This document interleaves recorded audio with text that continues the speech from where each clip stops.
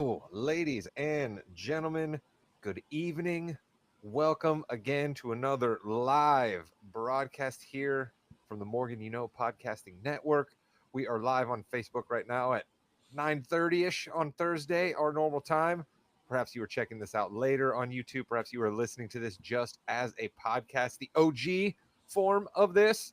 We will be doing a sports show for you this evening. We will be doing a wrestling show for you this evening. We're going to call this first one Balls and Brew. It's the one that's lasted for the longest. It's the one where we have our guy talk football. We're going to do that in a second. But all of the shows here on the network are produced by one man and one man only. He does yeoman's work. We'd be nothing without him. He's our guy. He's also going to host a show later and produce at the same time. He's a double threat. He's our boy. He's James Thomas Jamreska. Jimmy, hello. Unfortunately, no real big news in any of the teams that we follow in basketball, football, even wrestling are our favorite wrestlers. So I don't know what we're going to talk about today. So please throw some comments in the chat if you're watching live. We really appreciate all that on YouTube, on Twitch, on Facebook, all those good things. I forget about Twitch. Jimmy, see this again. While you're such a good producer, you jump in and you let the people know the different streams and the platforms that they can get a hold of us at. That is wonderful. Yes, the content gods have provided plenty of things for us to talk about. And one of those is how a team that we counted out maybe isn't out. They're sneaking back in. It's kind of like the Godfather. Just when we thought they were out, they pulled us back in. But I know one man who was never out. He told us at the beginning of the year the Dallas Cowboys were going to make the playoffs. And I'll be darned if the boys don't still have a chance. It's our guy, Chris King. Chris, hello. The Cowboys do still have a chance because we don't give up and tank like some of those other franchises out there.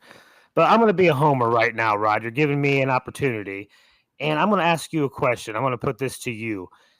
If your team is in a situation where they have to go to a tiebreaker, do you want that tiebreaker to be based off of something that you as a team can control, like point differential maybe, or something that you can't control, like the record of your opponents?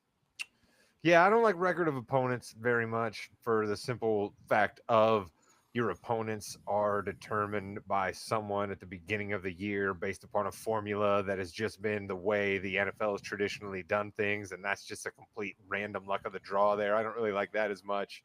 But tiebreakers become difficult, right? Because there's so many ways that you can do them.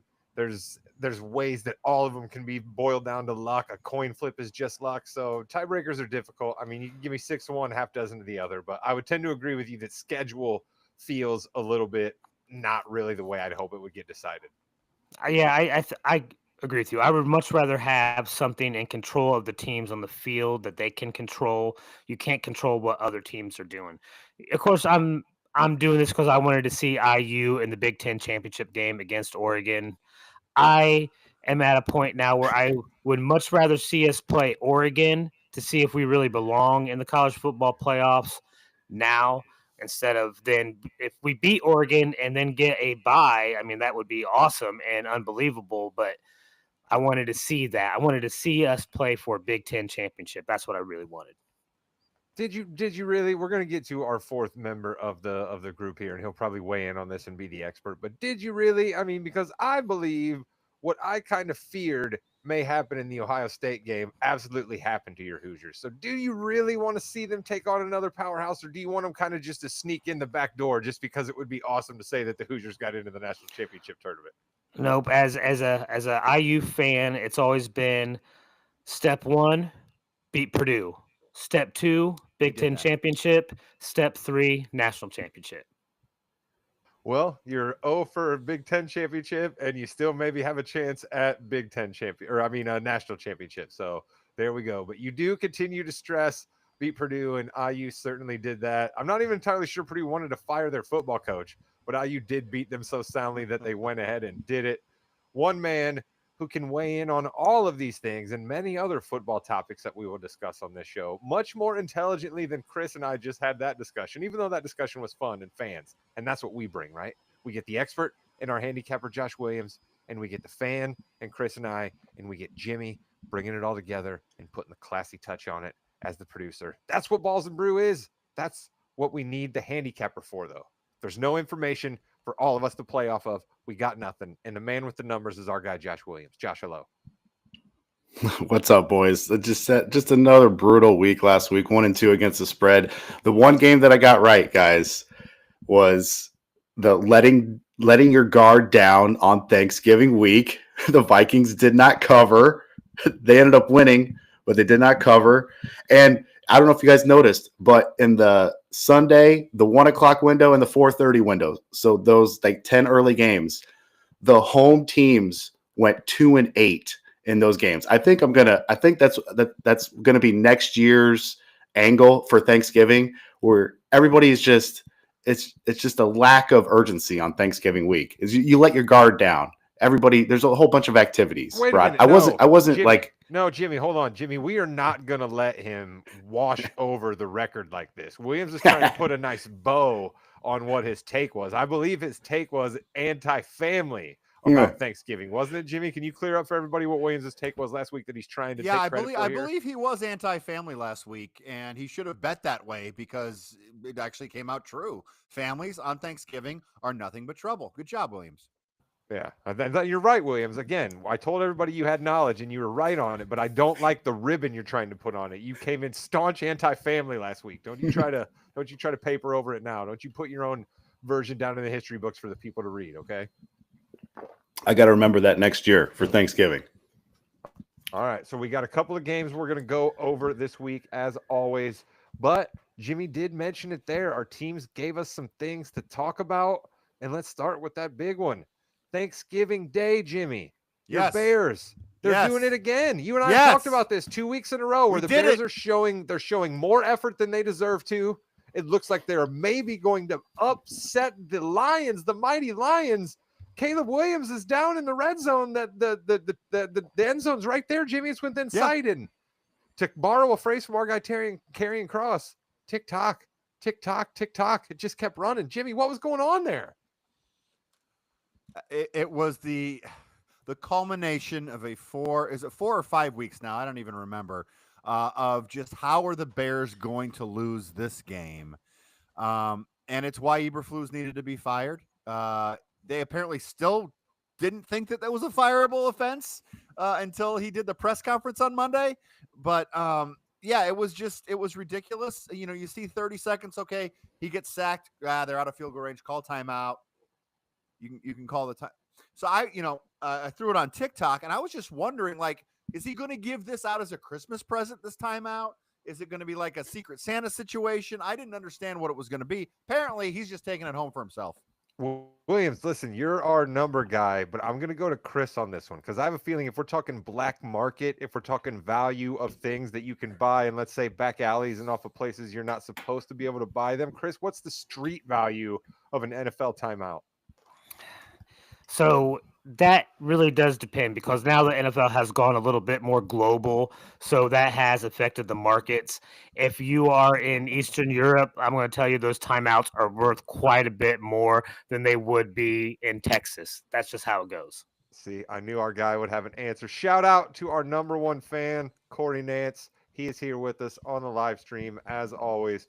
Corey, I know you're a Bears fan. I know you got to have some thoughts about what went down with your guy, Eberflus. Throw him up there. Let Jimmy know. We'll get him on there. Williams, you know coaches in and out. Do you think it was well past time for the Bears to get rid of Eberflus? Do you think the Bears should have just laid the rest of the year out with him? Where do you come down on this?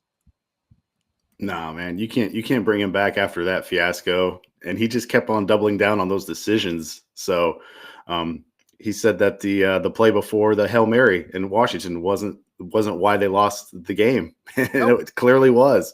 So this guy had no clue. I mean, the Bears lost their last 3 games by a combined 7 points to 3 teams that are power ranked in the top 7 by multiple sharp groups. So that's clearly bad coaching there. I mean, the Bears have the talent to compete here, and I think they're going to compete for the rest of the year. They seem to like this new coach, Thomas Brown, who has gotten promoted two different times now in the last month.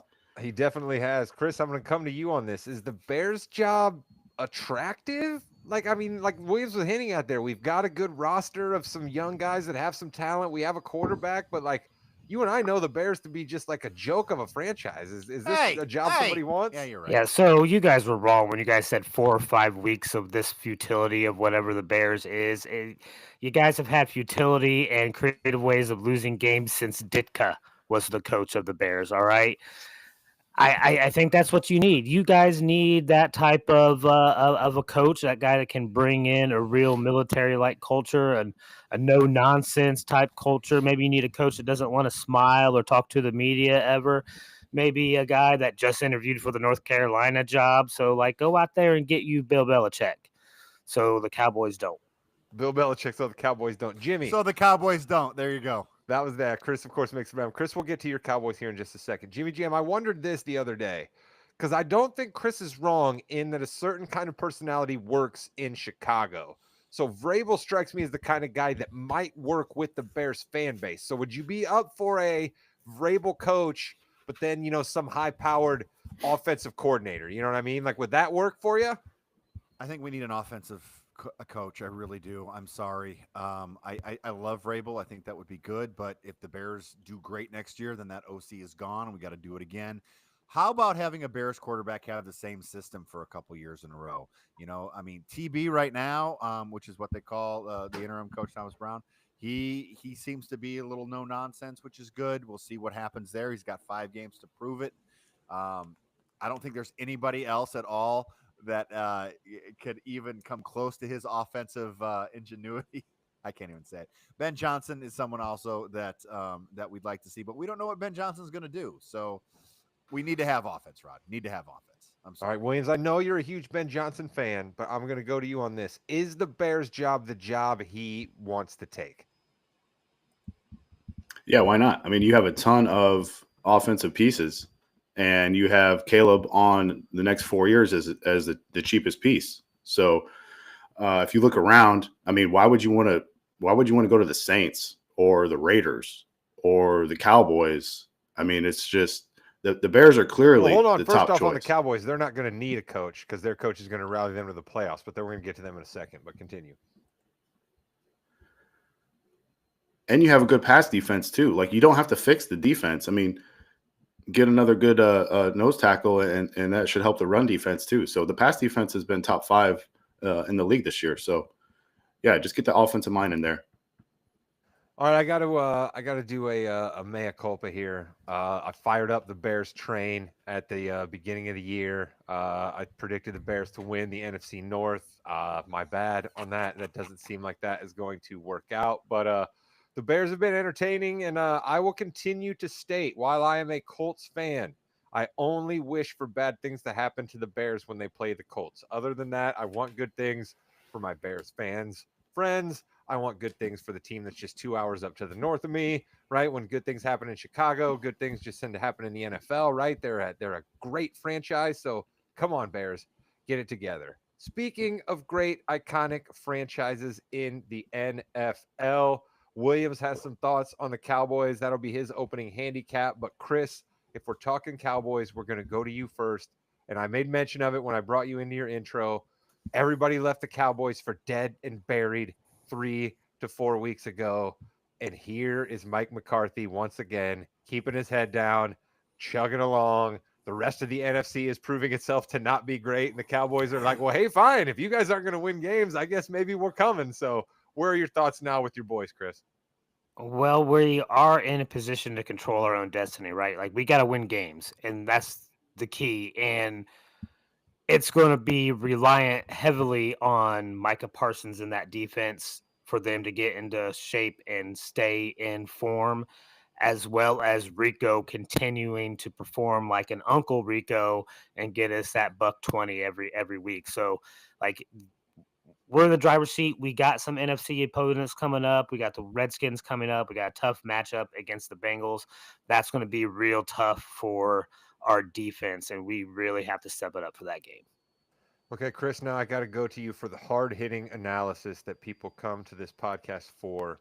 Your Cowboys, I believe, as Bart Simpson Bart Simpson, I believe, is going to be on the Cowboys, and Homer, or no, am I wrong? Homer's on the Cowboys? Yep, Okay. Homer is on Dallas, and Bart will be playing for Cincinnati. Okay, so do you believe that that is already a disadvantage for your Cowboys, that you guys get the If you are massive, raging, alcoholic, over the hill, overweight Homer Simpson, and not the young, nimble, agile, once superhero Bartman? I mean, listen, if you're going to follow the NFL script, of course, that means Bart will be beating Homer. I don't know if there's ever been an episode of The Simpsons where Homer has got it up over Bart. So it does not look good for Dallas right off the get go. Jimmy, I'm coming to you for your thoughts on the Simpsonization. I believe that's a word. The Simpsonization of this game. What do you think? Did you watch the Toy Story game? Are you going to check out the Disney game that they're going to have for basketball on Christmas Day? Like, what do you think of all these weird things they keep doing? I mean, I'm going to watch it just because it's what you're going to do.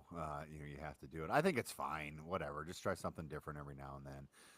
You don't want to get too crazy though. Let's do football first. Like, how are they going to have Bart on the field though? Because he's not real. So are they just going to like not have someone on there and just pretend? Like, well, isn't it going to be kind of like that Toy Story deal where like everybody's going to be superimposed? So like you can just have Bart be in place of like the quarterback, right? Yeah. Is it probably just going to be that? That's Williams, how I assumed. I would think so. I would think so. I hope. Williams, was your handicap in any way, shape, or form affected by the Simpsonization of this game? And then you tell us your breakdown of this first one. Cowboys versus Chris's Bengals, another game where he's torn. I love that they're doing this. I don't know what to expect. Like you guys have questions. I have questions also. So, yeah, I'm going to go with Dallas plus 5.5, minus 108 on FanDuel. That may be surprising, but let's see here. Cincy has lost 4 games this year where they've scored 33 points in that game. And that's basically the gist of this handicap. I don't care if it's Cooper Rush or not. By the way, Cooper Rush beat this team 2 years ago when Burrow was healthy in week 2. So I can't count on a team that is this undisciplined as the Bengals team is to cover 5.5 points on the road. And you can blame DC, Lou Anarumo if you want. I tend to blame the cheap organization that is the Bengals. Let us not forget that they let their 2 above average safeties walk in free agency. They let their big nose tackle DJ Reader go. They didn't sign Joe Mixon. And we can look into the future for next year when they won't re-sign T. Higgins. Even if they get up early in this game, the way Zach Taylor coaches, he gets super conservative on early downs with little pre-snap motion and play action, putting all the pressure on Burrow to bail him out once again on third downs.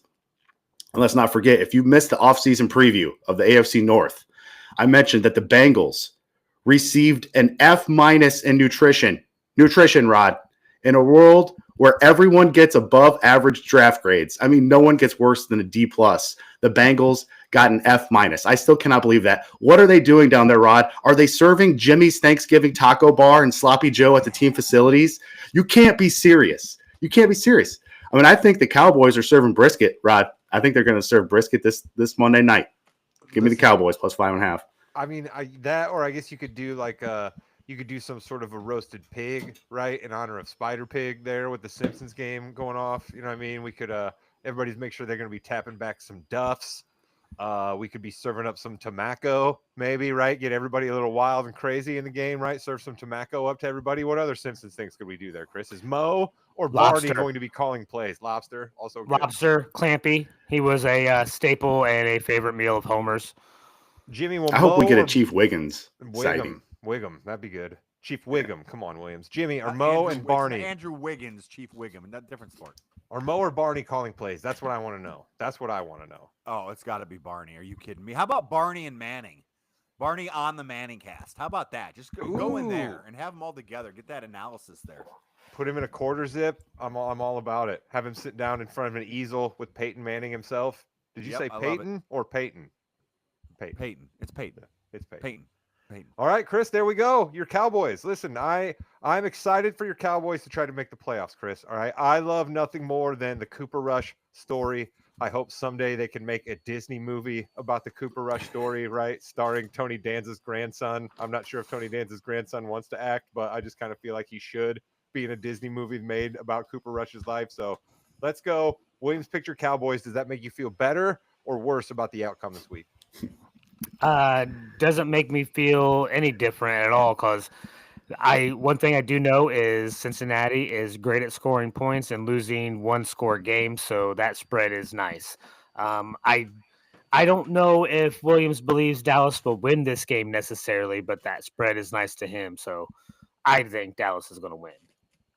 Jimmy, I'm going to go to you for some clarification, as I often do here. Williams kind of snuck in a big Lou. Blame him if you want. It's not his fault. Like, are we allowing Williams to just completely say that Lou Amarulo has nothing to do with the fact that the Bengals defense is getting completely torn up? Like, are we allowing that? No, Lots of injuries.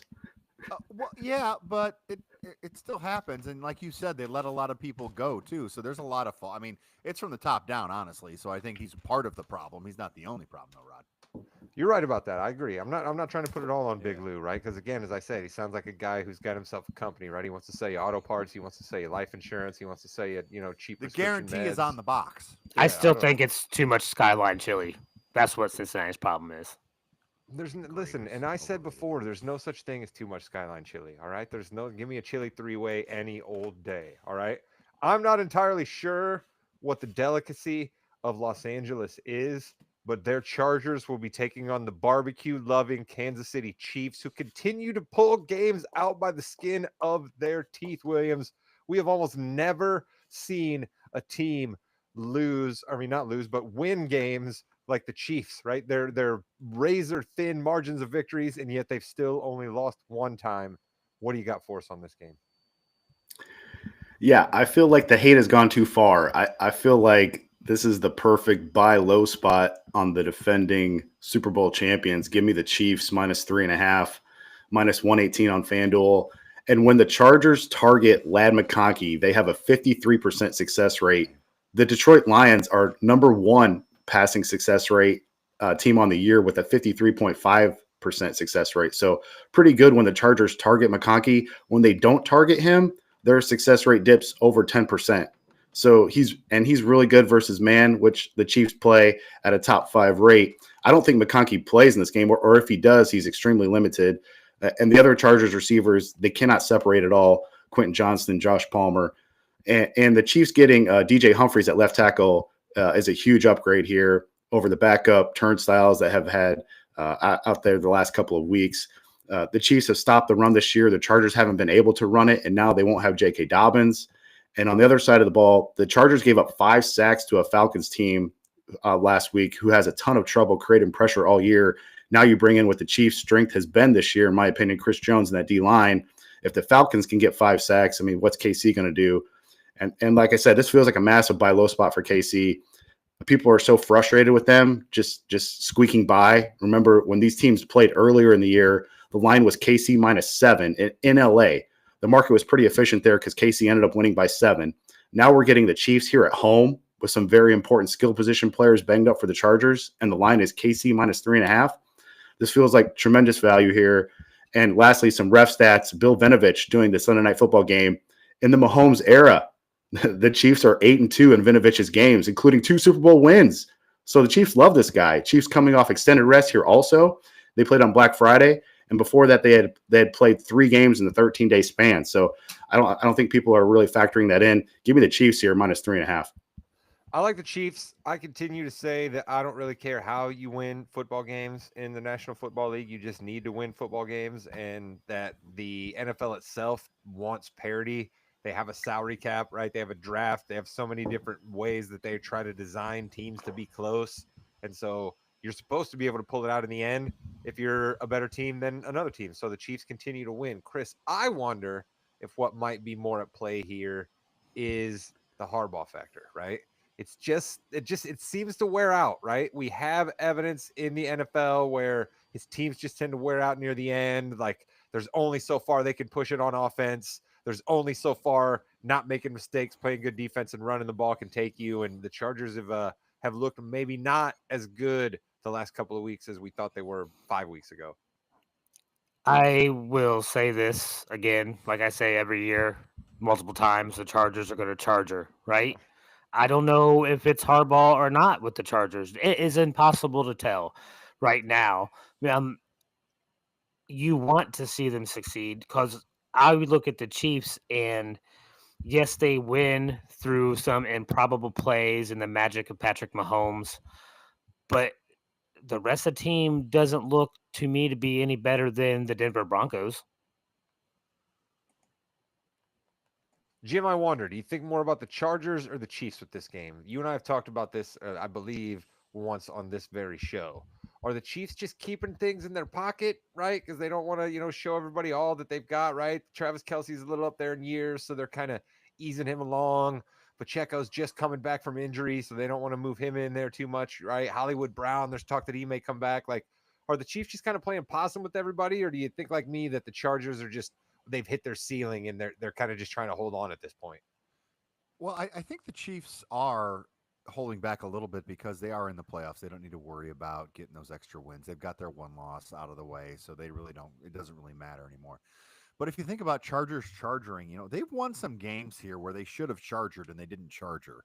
So I think that is something that we do need to look into here. I still think the Chiefs win this, but the Chargers have won some close games and some games they should typically win. They've won, and in the past, they've lost those games. Yeah, they usually don't charge her out, though, till the playoffs. We saw that with Jacksonville a few years ago, remember? I know, but the Chargers have done that a lot, though. I mean, they've lost a lot of close games, a lot of fluky things, even not in the playoffs, though. Well, I just, Williams, they lost J.K. Dobbins, right? They didn't have a whole lot of weapons on the receiving corps anyway. They're putting an awful lot on Justin Herbert, right? And sure, Harbaugh can scheme some things up, and sure, that offensive line's opening some holes a little bit. Gus Edwards still chugging along out there, but I don't know that this Chargers team can score enough points is what has me worried.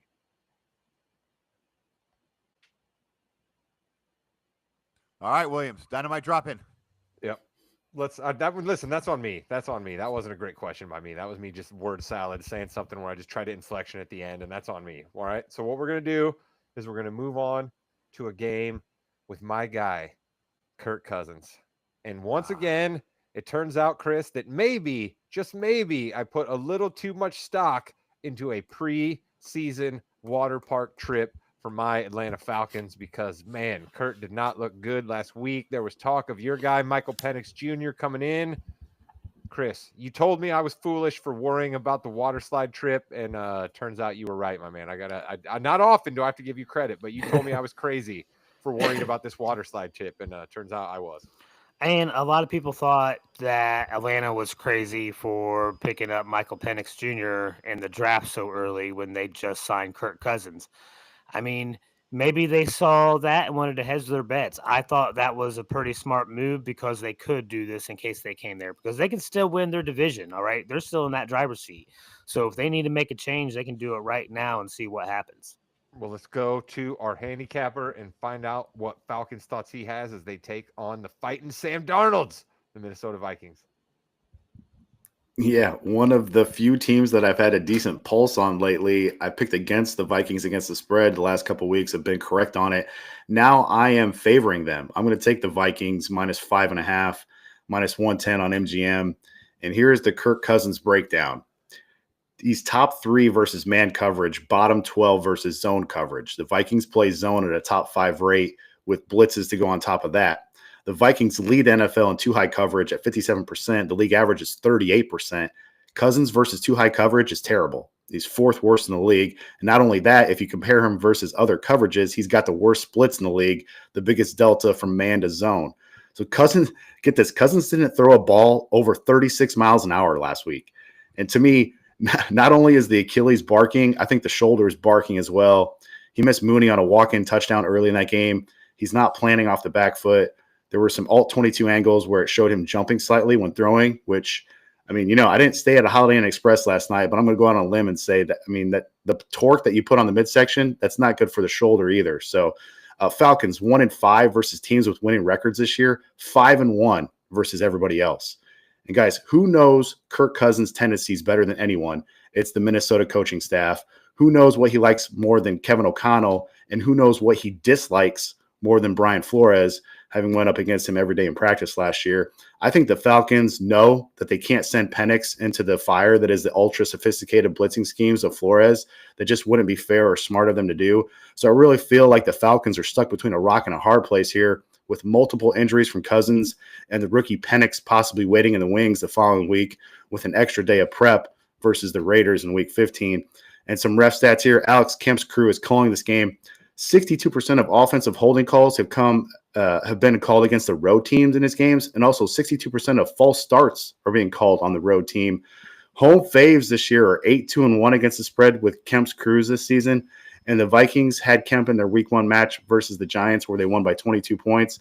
All good vibes here for the Vikings. Give me the Vikings minus 5.5 on Sunday. All good vibes for the Vikings, not as good vibes for the Falcons. Jimmy Jam, I'm going to come to you.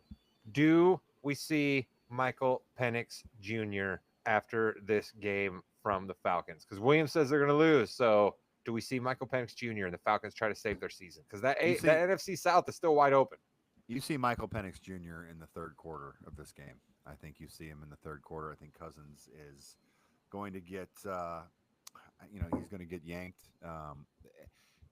36 miles an hour, Rod, is not throwing anything hard. Like you can roll up your socks one sock right now and throw that 36 miles per hour. Like literally, you can do that. When I was playing backyard quarterback at the Morgan household, I was chucking it faster than 36 miles an hour. You were over 36 miles an hour. I was a sophomore in high school. Whatever. We played a lot. I weighed in at about 127 pounds, and I was able to chuck it over 36 miles an hour. Come on, Kirk. What are you doing? I thought that your trip down the water slide, your joyful glee on your face, Kirk. I still remember the pictures of you coming down the water slide in preseason. All the vibes were good in Atlanta. Kyle Pitts was finally going to be something. Boy, did people suffer again in fantasy for jumping on that Kyle Pitts wagon once again. Drake London, he was going to be something. Bijan, it was going to be a thing in Atlanta. I picked you first in the wins draft, Falcons. All right. I've waited all year. To put this rant on you guys. And now I'm doing it. All right. I'm doing it. I thought that the water trip meant the water trip. The water park trip meant something. I thought the chlorine and the fluoride. Yeah, that's right, Bobby Kennedy. I said fluoride. All right. There's fluoride in that water that they got at the water park as well. And apparently I was wrong that meant it would mean they play good football because the Falcons are mediocre, if not bad. And Chris, I'm bummed out because they're killing my wins league team. So, of course, I made it about me, Chris. Oh, yeah, of course. We knew that was going to circle back to you, Rod. Let me ask you this, Williams.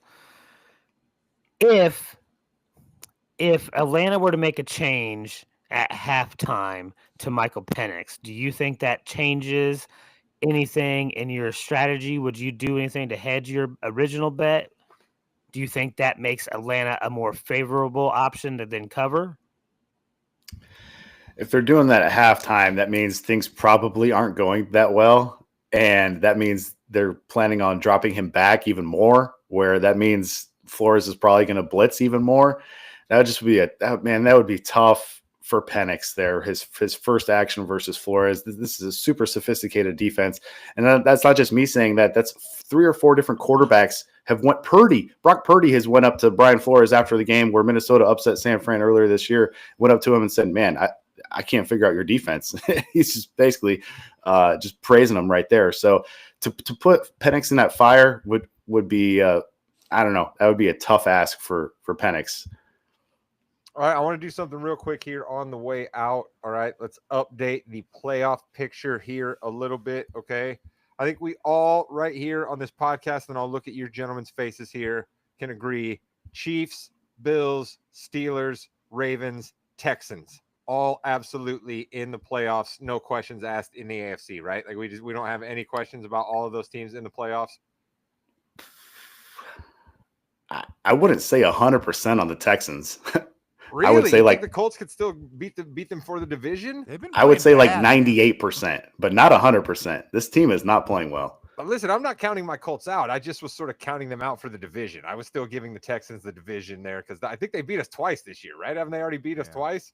Mm-hmm. It's the same thing. It's the same thing with Atlanta, Tampa division. Yeah. Well, we'll get to the NFC, but so for my purposes, I'm going to put those 5 teams in right there. All right, Williams. Who do you like for the other 2 playoff slots in the AFC right now? Broncos, Colts, Dolphins. I'd say those are about the only 3 teams that are fighting for them. No. Yeah, Broncos and Chargers would be the last yeah, two, Chargers. right? I'm sorry, I forgot about the Chargers. The Chargers are right Yeah. there too. That's the one team I forgot. Yeah, it's probably going to come down to that Colts at Denver game next week. And you saw some flaws with the Broncos on Monday night. They're definitely, I think they're kind of beating up on bad teams, and they've been kind of getting shown the door from the good teams. So Colts probably a similar talented team as Denver. So that game should be really interesting. So if the Colts can pull that out, this is not it's not inconceivable to think that the Colts can make a run here. All right, Colts have the easy schedule remaining. They've had to play all of their tough games already. I like the Colts. So, Jimmy, I'm going to say this. I'm saying Chiefs are in, Bills are in, Steelers are in, Ravens are in, Texans are in, Chargers are in, Colts are in. That's who I got. Who do you got, Jimmy? I really like Miami, but I do think the Broncos are going to get in. I think the Broncos will get in. Look out, Jimmy picking against the Colts. Season ticket holder here, folks. Actually, you know what? I'm going to take the Colts to get the division, though, because I think the Texans I think the Colts are going to get in. I think the Texans are going to get in. So, the Texans are phooey. Listen to me. I'd love nothing more than for the Texans to screw that thing up. I despise the Texans. I sports hate the Texans with all of my fibers in my being. That hit by Shazier was dirty. We probably should have talked about that, but we didn't. And so I don't want good things for the Texans. But Chris, they beat the Colts twice. Like that's why I still think it's too high of a mountain for the Colts to climb to get the division. Who do you think is going to be in the playoffs at the bottom of the AFC? So I am also going to pick the Colts for the division, but that's more of a selfish reason for me because I have 3 of my championship game picks right now out of the playoffs. The only pick I did have right so far is Detroit. Looks like they will be in the playoffs, so they have a chance. But I want the Colts in there so they have a chance to get to the AFC Championship game. Chiefs, Bills, Steelers, Colts, Chargers, Ravens, Broncos. Nice. All right. And speaking of sure things, we got a couple of those over in the NFC. Actually, probably more than a couple of those. I mean, the Lions in, right? Packers in, Vikings in. That's 3 teams from the same division that are all absolutely in. Eagles 100% in. You guys don't disagree with me on any of those, right? No. Yeah, no, Eagles would have to have a complete collapse, I think, for them not to hold on to the NFC East. You could convince me the Eagles are the best team in the NFC right now. What do you mean they'd have to have a complete collapse? I think the Eagles are playing great football right now, but those teams are in. Then you got the the NFC West and the NFC South. Williams, that's what's clouding the picture for the NFC playoffs between your beloved Niners, who still have an outside shot, but I don't think so because McCaffrey's out now and injuries are pounding up there. Seattle, Arizona. Who do you like out in the West, Williams? I have some future parlays that are tied to Seattle winning that division. So definitely rooting for them to beat Arizona this weekend. But Arizona has the easier schedule of the two. But Seattle's defense has been sneakily really good lately. And so I would give the slight edge to Seattle, but that's a major toss-up right there. And then I think we all think that Tampa is going to overtake Atlanta in the NFC South. Listen, don't steal my Baker thunder. You know he's going to get there. All right, Chris, your Cowboys. They're overtaking the Commanders, who are sort of in the playoffs right now, right? They're overtaking them for the second spot coming out of the NFC East, right? Oh yeah, of course. I mean, I think we have proven we've already beaten them once. We have the Panthers after this Monday night Simpsons Mania game against the Bengals. We got the Bucks at home. Hopefully we can get another home win that week. That could be a huge game. That's going to be a huge game. Right. Then we have to go to Philadelphia. I think this is the real kicker. We have to win that game. Philly could be sitting by then. If we have 8 losses, Detroit. If I have 8 losses, I don't know if the Cowboys can do it. Even if we beat the Commandos week 18, January 5th. Jimmy Jam. Baker Mayfield. How excited am I allowed to be if Baker Mayfield leads the Bucks into the playoffs again? Because listen, I got no allegiance to the Tampa Bay, right? None whatsoever. But I have lots of allegiance to Baker. Okay, I am not against A-Rich whatsoever. I'm not against Shane Steichen whatsoever. But Jimmy, I do think back to the time that Baker was just like a nomad blowing in the wind, and almost any NFL team could have had him. And I wanted the Colts to bring him in. People laughed at me. Baker, I love my guy. What do you see happening in the NFC South? So you jumped off this train that you made from the Bears a while ago. So you can just jump right onto this Baker train. You've been like you said, you've had a lot of stock in Baker for years. You need to pump the Bucks. You need to pump Baker Mayfield. I think they're going to make it to the playoffs. He's just doing so good right now. If that defense can hold up, they got everything. Let's go Baker. And by everything, I mean they'll lose in the first round, but let's go to the playoffs, Baker. Let's go. Hey, playoffs is all that counts. We will be keeping track of it as we round towards them here in the NFL. Williams, thank you so much for helping us break down week 14. Do you have any final parting football nuggets for the people before we switch to basketball? I got to update the wins league here. Here we go. I got 62 wins. I'm in first. Rod, you are in second with 51 wins. Jimmy, third, 46 wins. And Chris, bringing up the rear, had 3 wins last week, 36 wins. 36? Chris, I think there needs to be a recount. Wow. I think there should be a recount. But Chris, this is your week to gain ground because you don't have anybody on a bye. Jimmy has 3 teams on a bye. So you can try to gain some ground on Jimmy here. Speaking of buys, NFL, man, yeah, you guys expanding the season is killing fantasy. I mean, you were killing fantasy. This is an all-important final week of the fantasy year, and we got serious teams on bye. Jaden Daniels on bye. Nico Collins on bye. What's going on? Lamar. Oh, goodness gracious. I can't stand fantasy football. Honestly, nothing angers me more than fantasy football, and I sign up to do it every stinking year. Oh, Jimmy, let's talk about something that doesn't anger me, the NBA. Welcome to the Fast Break, the fastest 15 minutes in the NBA. Jimmy, Rod, and Chris are here. And, of course, we have to go to the reigning, the defending, have not been in second place in over a year, wins league champion of the world, Jimmy with 117 wins. Rod with 113 wins, so Jimmy's getting cocky, but Rod's getting close. And Chris has as many wins in this league as he does in the football league with a fifth of the amount of games. Chris has 94 wins, so Chris not looking too good. But Chris, your Bucks are getting Chris Middleton back. How excited are you for that? I mean, the Bucks have been on a win streak without him. I mean, and let's be honest here. All right, those top 5 teams in the East right now are all playing some of the best basketball in the NBA. All right, they're all won 7 or 8 of their last 10 games. They're all on winning streaks. Like all those teams are playing well. Knicks, Bucks, Magic, everybody. Yeah, it's pretty bad when the Cavaliers at 20-3 are not one of those those win streaks, but that's okay. The Hawks aren't going to play them for a little bit.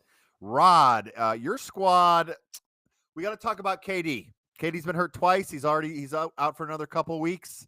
How nervous are you about the Suns right now?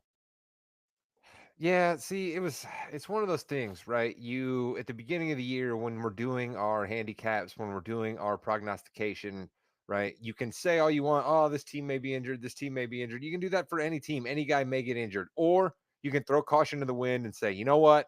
I'm just going to put my cards on the table and say, when these dudes play, it's going to be good. And I continue to say that I'm fine with that pick with Phoenix, right? Do I wish Kevin Durant played a little more often? Of course I do. But the numbers speak for themselves. When he's out there on the court, the Suns are one of the better teams in the West, and the West is a beast of a conference. So I think Phoenix is still going to get me a decent amount of wins. Are they going to get me near 50, 55 like maybe I was hoping?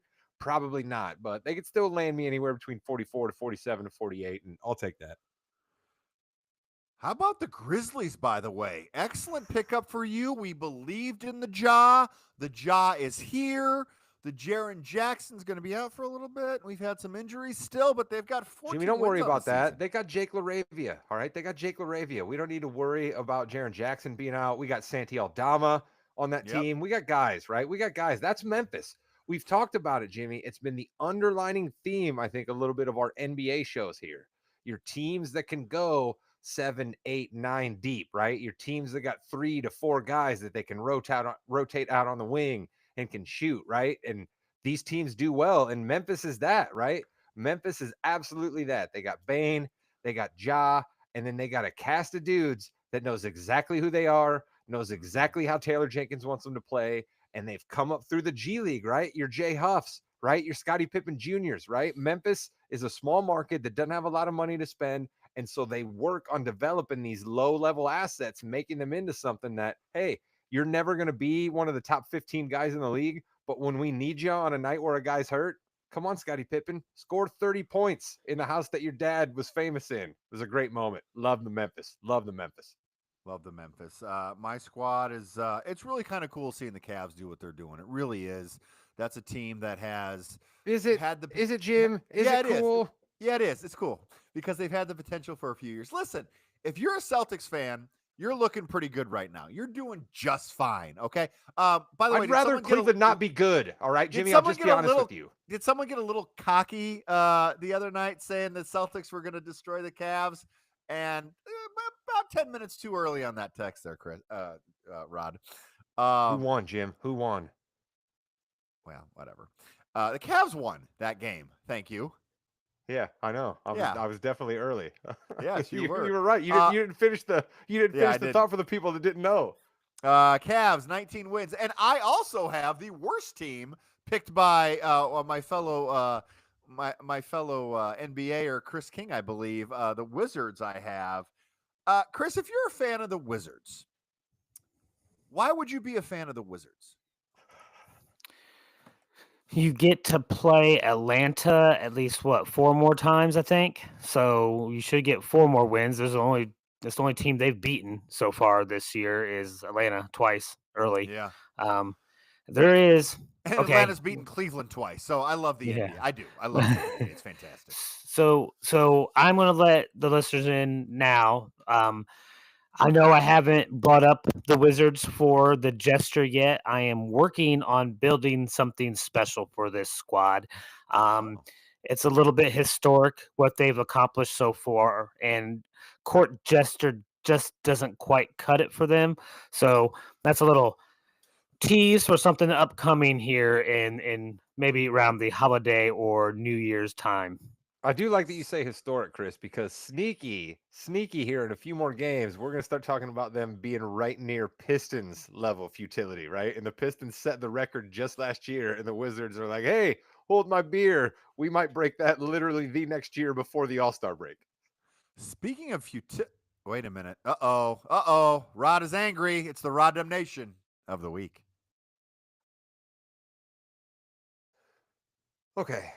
I want to be on board for anything the NBA can do to make games more competitive. Okay. The NBA Cup has been successful. Okay. I am not just doing this because my Celtics are not in the finals. All right. Point differential. We got to come up with another way.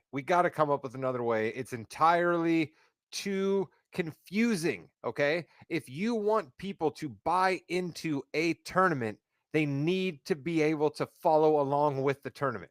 And the opening weeks of the NBA Cup is a complete, well, this team's point differential is this. And if this team loses by this many, or if this team happens to win, but wins by this many, nobody can keep track of any of it.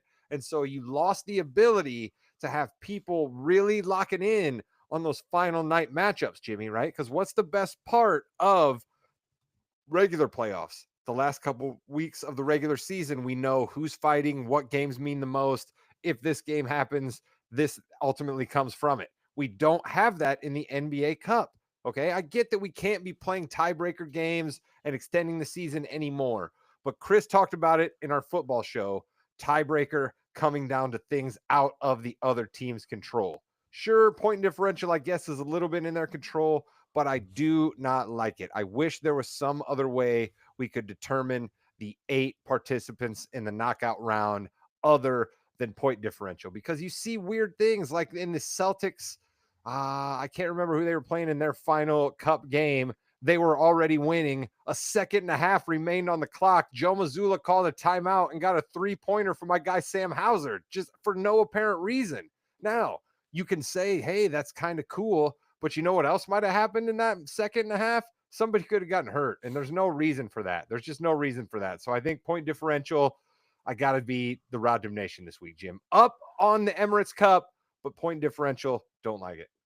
I've always been someone who doesn't like running the scores up and things like that. I really hate that. Really, really hate that. Why would you do that? But you have to in this case. And also, real quick, Jim, sorry to interrupt, Yeah. but along your line there to bolster it, right? The Pelicans, they played the Mavericks with that complete lineup of guys who they signed off the street or came up out of the G League. The Mavericks beat them by like 41. That set them up for the second round of the knockout stage, no matter what happened almost in the rest of the games. How is that on anybody else who lost out to the Mavericks on point differential? Chris, you're an old man. Do you like this kind of thing or no?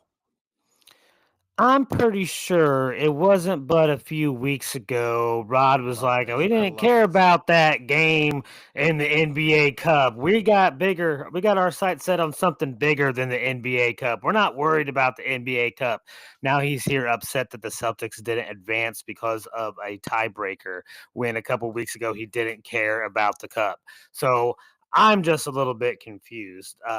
That being said, hey, Jimmy, let me ask Chris if he listened to my Rod Nation, and he doesn't actually have to answer me. You just play back his answer after my actual Rod Nation, and everyone will know that Chris actually didn't hear a friggin' word I said in my Rod Nation, and then come back and saying that I made that about the Celtics.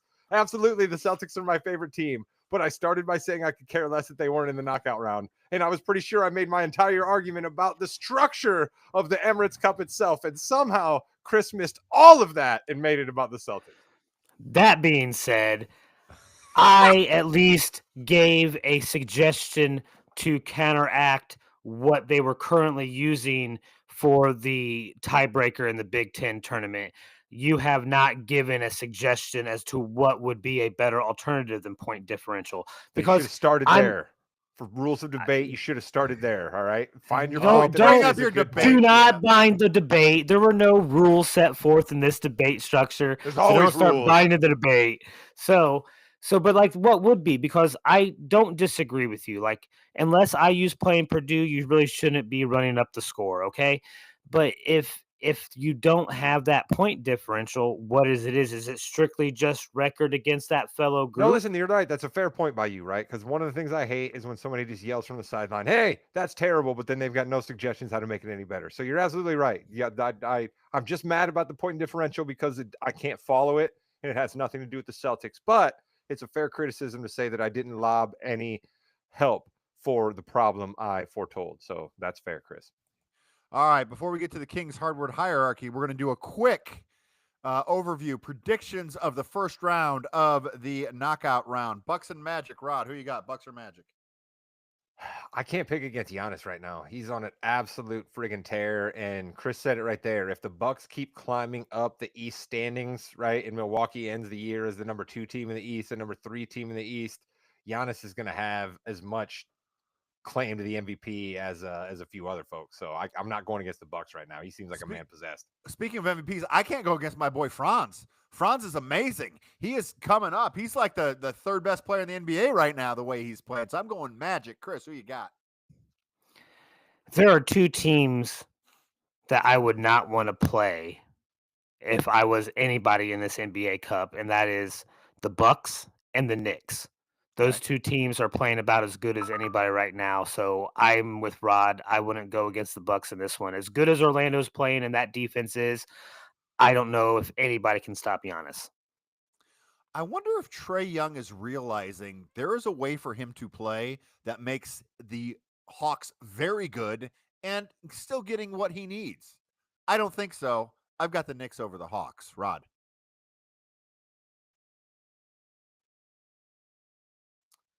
Rod, can't hear you. That's okay. We'll figure that out.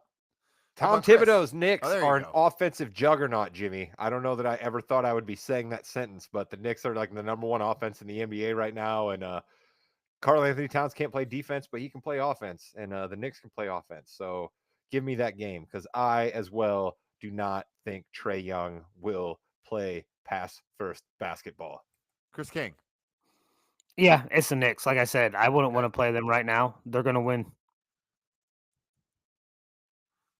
Thunder and Mavericks. I'm really looking forward to this game. I think it's going to be a pretty cool game. I think everyone's going to be honest. You know what? I'm going to go Mavericks. I'm going to take Mavs. I'm going to go Luka, Kyrie, the group, lively. Let's go. Mavericks. Who you got, Rod? I got the Oklahoma City Thunder here. Yeah. I think that what we're going to start to realize is, and you're already seeing a little bit of it in Dallas, Klay Thompson is a great story and a great name, but he's not necessarily a great additive to a lot of lineups. And Jason Kidd is starting to find a lot of reasons to not play Klay Thompson. And my guy Quickly is getting some burn down there. Yeah. All right, Chris, who you got? I think I gotta go with OKC. I mean, as much as I do enjoy rooting for the Mavericks, I love Luca. I think I'm going to be a little bit selfish and keep rooting for a fantasy player of mine in SGA. Sure, of course. I think this is a guy that definitely could be a future face of the NBA if he's on his way there already. Thunder, it's a good team. As good as Dallas is and as hot as Dallas has been as of late, I think Oklahoma City gets it. All righty. And then finally we have Rockets Warriors. Are the Warriors going to make that Lakers run to the finals, or are the up-and-coming Rockets going to continue being hot? I've got the hot Rockets continuing on. Rod, who you got? I got the Warriors, because I think what you're going to actually see here is the Rockets are going to have a whole bunch of dudes who are going to kind of be trying to put themselves on spotlight here. You guys are Pacer fans. We remember last year, Tyrese Halliburton really kind of launched himself into superstardom a little bit, right? We started seeing billboards with Halliburton all over Vegas. We started seeing commercials with Halliburton. They were sitting down with interviews with him. He started getting a couple of national campaigns. He ended up on the Olympic team. So I think you're going to see a whole lot of Rockets saying to themselves, hey, man, let me try to show out in Vegas here a little bit. And I think that that's a recipe for disaster for the Rockets. So give me the Warriors, who are playing team basketball. Quick question, Rod. What if it turns out not to be one of the players for the Rockets, but the coach? What if the coach ends up getting that spotlight from Houston? Does that change your decision at all? Well, the coach, when he gets himself spotlight, has shown that he does things in his personal life that get him in trouble, and he's going to be in Vegas, a place where a lot of personal things might get you in trouble. So I see what you're going at there, Chris, but we don't like to traffic in rumors here on the podcast. So none of this Ime Udoka stuff has ever been 100% verified in the press, so we will just make allusions to it. But I think what you see in Ime, here's what I'll say about Ime. This is an actual basketball point here, Jim. Ime is an actual good coach for young players that you wouldn't think is. Young players actually want to be told straight up, right? They don't want a whole lot of BS. They don't actually need their hand held. They want a guy who's just no nonsense and says, this is what you got to do to play on this team. And Ime does that. So you've got the Warriors? I do have the Warriors, though, because I think that these Rockets guys, that this is their chance, right? This is their bright lights chance, some of these guys. When's that everybody seen Jabari Smith play? Us NBA nerds, right? We know who he is. We know about him. We know he's rangy. We know he can play power forward or center in fantasy basketball. But who's ever actually seen him play? Cam Whitmore? Who's Cam Whitmore? Can anybody pick Cam Whitmore out of a lineup, or is he just a dude you've heard people mention on basketball podcasts? He's like the ninth man. Which Thompson brother actually plays for the Rockets? That's a valid point. See, this is what I'm saying. All of these things we know about the Rockets, we just don't actually know them concretely because we don't see them on our television screens. Well, do we know, Rod, if they are the Kings, hardwood, hierarchy? I was going to take the Rockets in that matchup. You guys did not get to me, but that's all right. Oh, yeah, sorry. Okay. I already put it down. Chris. That's my bad. I kept doing Rockets jokes. Yeah, it's Cleveland. All right. They're still the king. Boston's still the queen. And I alluded to how good these top teams in the East have been as of late. And part of me just wants to make all five of these teams the top of the hierarchy. All right. I mean, I kind of do.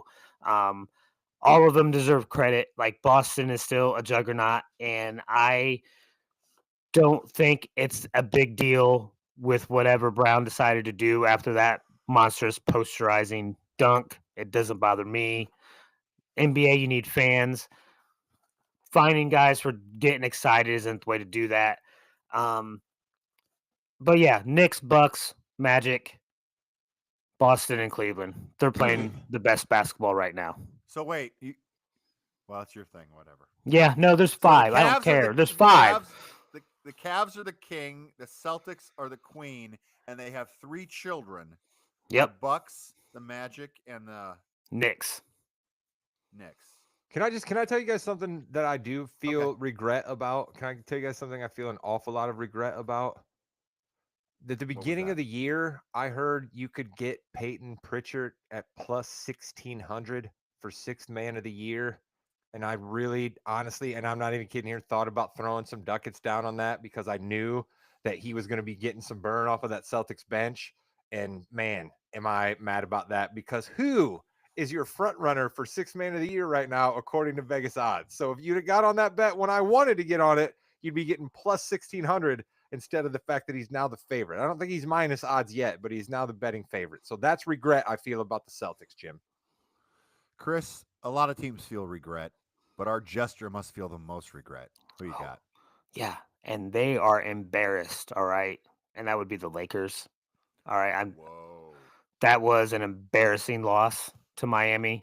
That's 40. I'm pretty sure Redick even said the exact same thing, that it was embarrassing. So, yeah, I'm sorry. You're supposed to be a championship caliber team. That's not getting blown out by 40 by Miami. Are we gonna? Sorry. Are we gonna mention it? We're not. So we're gonna talk about this game, and we're not gonna mention it. Go ahead, Rod. Mention it. Bronny James was out. We're gonna hold the Lakers to a standard of when they don't have all their guys on the bench ready to play. Bronny James was out in this game. He was listed on the injury report ahead of that game as being out. Chris, are we gonna sit here and say that the Lakers were expected to win that? It's next man up, Rod. You have to play through injuries. Every NBA team has to go through this.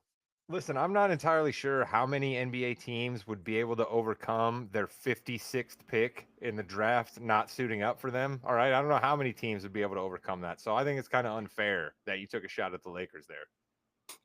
Hey, I call it like I see it, Rod. It's my hierarchy. Are we, Jimmy? While he said that real quick on the way out, Jimmy. Sure. Are we worried about LeBron James? Are we just like at that cliff that we always talk about? Like he's just there? No, he's doing what he's not playing defense. And the thing is, if he's guarding the 4th option, the guys guarding the 3rd, 2nd, and 1st option are still worse than him at defense, even if he's playing at 25%. So that's the issue that they're in right now. That's a good point. And that has been Balls and Brew and the Fast Break on the More You Know Podcast Network. Coming up, we've got WWE Survivor Series, Raw, all that good stuff on the Yeah We Know podcast. Goodbye, Internet. Welcome to what the? Oh shit, I forgot. Now I got to put the thing on it. I'm going to leave it in. We're doing it live, Chris. Doing it live. Do it live. Welcome to the Yeah We Know podcast, part of the More You Know's podcast network. You're live with Jimmy, Rod, and Chris, and Survivor Series has come and gone, and we need to talk about the biggest story coming out of Survivor Series, which was Shinsuke Nakamura squashing our boy LA Knight. Yeah, in a pretty good match, but again, Chris, that was a squash. Nakamura killed him. Yeah, I didn't like it, and it was a squash. I'm hoping that our boy can pull himself together tomorrow night and actually get back and get a little bit of revenge on Shinsuke. I think LA is going to have to get a little bit ruthless for this type of matchup. I think maybe this is an eye opener to the type of real challenges you're going to get when you are a U.S. men's title holder. So, Chris, that's why I love this, because I need LA Knight. I want LA Knight to get ruthless and do something a little different because he's been a little stale, Rod. Are you on the LA Knight maybe coming back, a resurgence? You like this? What happened here? What do you like? I'm going to let you guys handle the LA Knight of it all. All right. Watching that match, it just like, boom, it hit me, right? Like it just, I was like, it is impossible to create villains in today's WWE that are like some of the villains we used to see in our heyday, right? Where guys were really playing a character, right? They'd have like a costume, you know what I mean? They could do all of that kind of stuff, right? And like that doesn't work nowadays. But somehow Shinsuke's grandfathered in. Somehow Shinsuke has cracked the code, and he is essentially, right, like the stealth ninja, right? He is a stealth ninja character who's enacting justice, his own sense of justice, right? And I completely buy every second of it, right?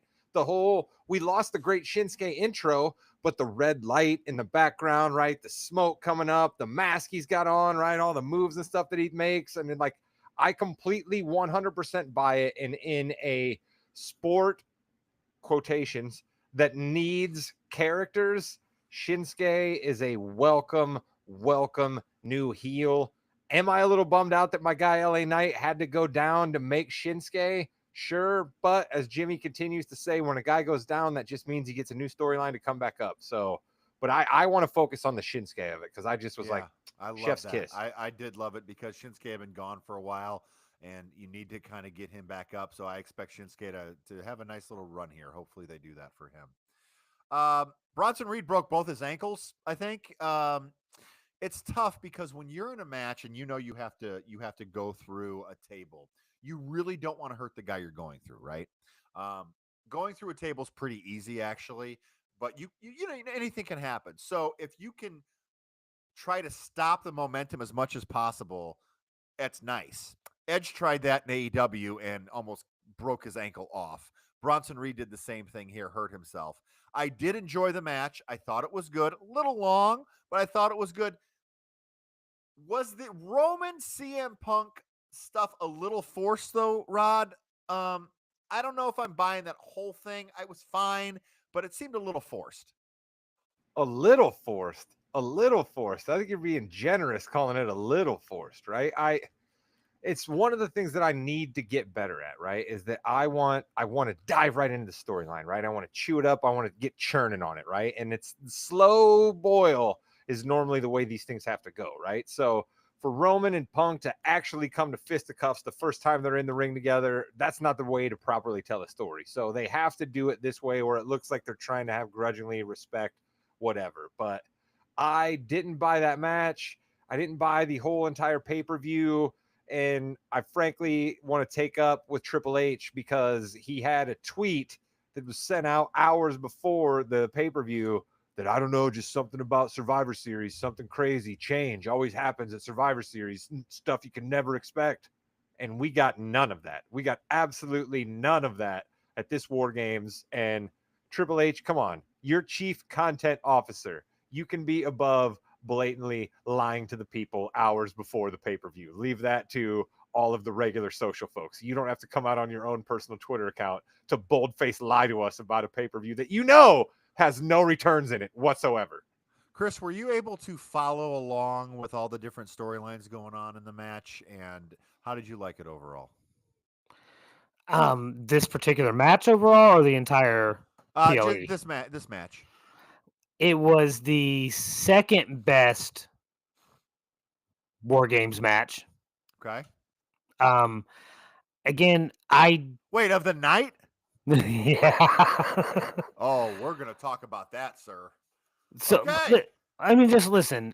Okay. I'm with Chris on that, dude. We'll definitely talk about that. The women's match was way better than the men's match. Way better. Way more. And it even had way more opportunities to even be better than it was. But that being said, how about the chair shots Nia Jax is doing on people? How about that? How about having screw the men's match. This is ridiculous. How about having Nia Jax be the first person in who's going to be in there, and the first, I don't know, 20 minutes of the 29 minutes was really slow, filled with a lot of things that could have been better. Last 10 minutes, I think we're pretty good. But, I mean, come on, guys. That was not a good match. I'm sorry. You were so anti-Nia Jax. Like, there's literally nothing Nia Jax can do that you will allow her to do in the ring, Jimmy. Allow Nia Jax to be a wrestler. That match. Actually, don't stop swinging a chair at someone because she didn't put her hands up and hit it on the side. Don't do that, the over-the-head shot to begin with. You got to be better than that. You got to be better. You can maybe you can complain about her work in the ring as a newbie. I'm not as in tune to that, but I will tell you this. How long are you going to be a newbie, by the way? I was thinking about this the other day, listening back to one of our shows. Compared to you guys, I am. I will always be a newbie compared to you guys, especially Jim. All right? Well, but that being said, Io Sky without the party crashers, I can get behind. Yeah, Right? love you, I was Scott. and I became a fan of hers once again, and then it turns out that the very next Raw, she's back with them. So like I was a little bit No, disappointed Chris, by that. stop it. Hold on. Let's. She's always been how with them. excited did you get when she pulled the damn briefcase out of the trash can? Come on, how Right? excited did you That get? was cool. Oh, I That was cool. so pumped. I was like, yes, please get it done. Let's do something crazy. And then fire extinguisher, handcuffs. Crazy. So close. Just so close. Yeah, to the being, fire extinguisher to handcuff Raquel Rodriguez. I didn't love that. I'll give you that, No. Jim. I didn't love that.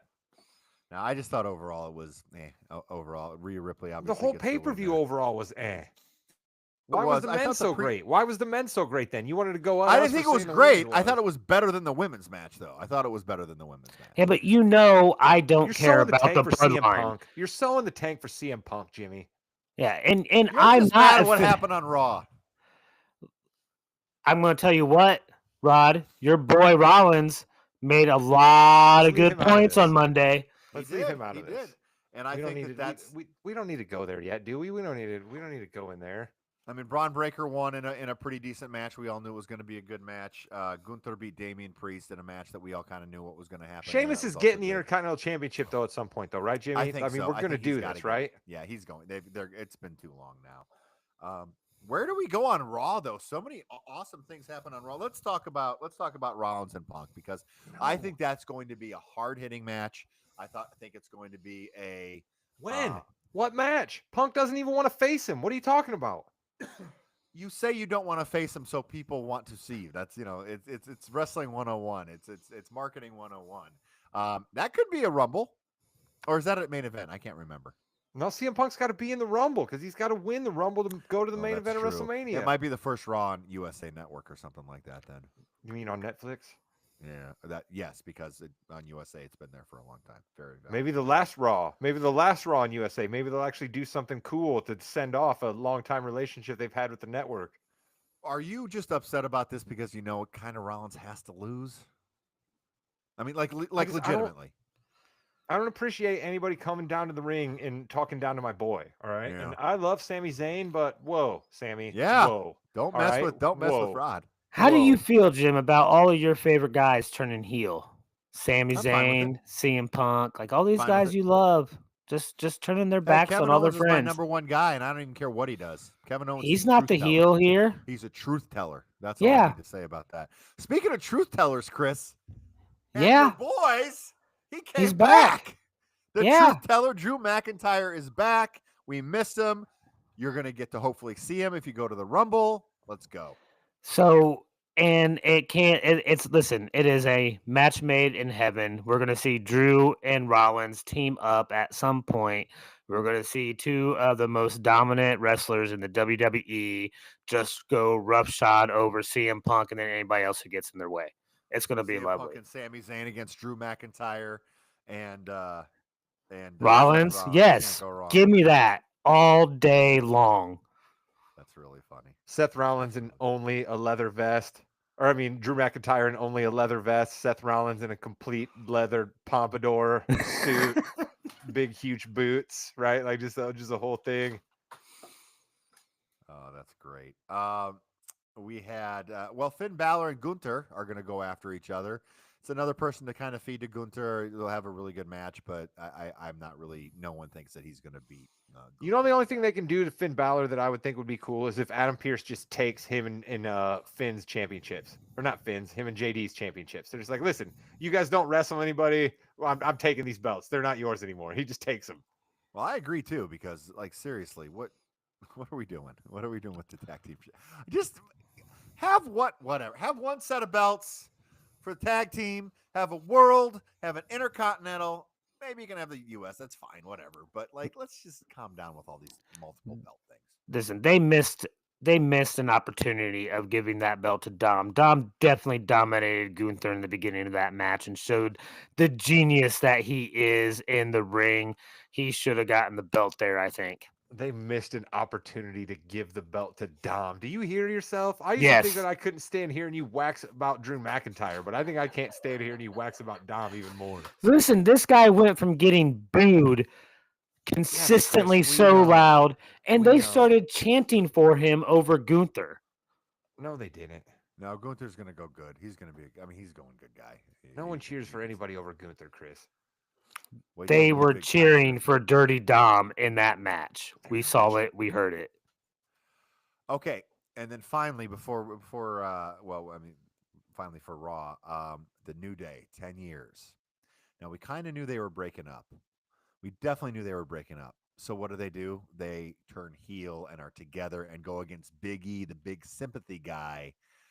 I think this is actually the best thing for them because separate they've always been. Kofi was Intercontinental Champion before and everything like that, but separate is not good. I like this heel tag team. Hopefully they get a run with the championship there. And then I'm Rod, I'm hoping, I'm praying, not for storyline, just for his health, that Biggie at some point can come back in the ring. I popped hard for my guy Biggie when the song hit. Y'all want to go big? I was like, oh man, I knew it. I was like, I knew they were gonna bring Biggie out, but I still was excited for it. And then I was like, okay, what are we gonna do here? And then immediately when Big E was like, I'm gonna come back and be your guys' manager, I was like, wait a minute. I was like, that doesn't seem like that's really gonna be what they're gonna do here. And so I was like, my mind starts churning. And then I was like, I definitely thought that Xavier would have that response, right? Like the Xavier Woods character they've laid out for us the last couple of weeks. I definitely thought he was gonna be heck no. But then when Kofi broke bad on him and said, nah, man, you bailed out on us too, that's when I was like, oh, this is absolutely brilliant. Because you said it there, Jim. Xavier and Kofi going against each other. Okay, cool, fine. That's a thing that Joe Tessitore hypes one week for next week on Raw, and then they try to hyphen it off as like, hey, coming up in the middle of Raw, we got this big battle, and oh my God, and then it's over and done with. But them as an actual heel tag team in a division where we continue to crave for any storyline means they can have much more of a run. So I'm with you, Jim. It was great. I loved it. Chris King. Yeah, I was a little bit bummed out when we were moving towards them breaking up. I was like, that's what the men's tag team division needs. Another less tag team. Because like we've not seen any kind of real movement in that division really. So I didn't want to see us lose the New Day. So at the end of the night, I'm happy. They are still a good tag team. They still perform great in the ring. I love all their matches. So I'm glad they're still wrestling together, however it came about. You know what I'm happy about? I'm happy about Ben Johnson making some really, really good calls in this Green Bay and Detroit game, the future coach of the Chicago Bears. That's what I'm happy about. Before we go, anything you want to hit, Rod? Karrion Kross, my guy. I Yep. see you. A absolutely fabulous 90-second backstage promo. The way that he wrapped up the story that's already happened, the way he spun the story forward, the way he absolutely went from like laughing and joking to complete menacing, and you bought it both ways. This is why we have always had Karrion Kross stock, Jimmy. The Wyatt Six, they spent a lot of time mythologizing them. It's finally time that we birth those two against one another. And I hope that we get some good matches between Karrion Kross's crew and the Wyatt Six, kind of like we used to get great matches between Sheamus's crew and all of those guys back then. Yep. So let's go. Yep. Let's go. Okay. Chris King. I am looking forward to a few things. One, a resurgence from LA Knight to get revenge on Shinsuke Nakamura. And two, the Drew McIntyre Seth Rollins revenge tour that's coming up. It is a new Mega Powers Unite. I'm calling it now. I'm not on board with this, by the way. I'm not on board with this. I don't want this. I don't want this. You and me cannot be together. It's not, I'm we can't. speaking it into existence. You're No. going to come Hey, kicking and screaming. What's best for business is for them to be together, and you guys have to actually be on the same page, and that would be fantastic. No, And I don't want this. No, Seth, no. You're a visionary. You're a revolutionary. You don't want any part. All Drew can do is wield around a sword and wear leather. You don't need that. And with that, you've been listening to the Yeah We Know podcast, part of the Morgan Knows Podcasting Network. Here in the ring with Jimmy, Chris, and Rod. Everyone needs a warrior by their side, Rod. Goodbye, net. Yeah. So Drew McIntyre's a warrior now. That's what we're going with. He's the Scottish warrior. Who has a sword? And Done. That was fun.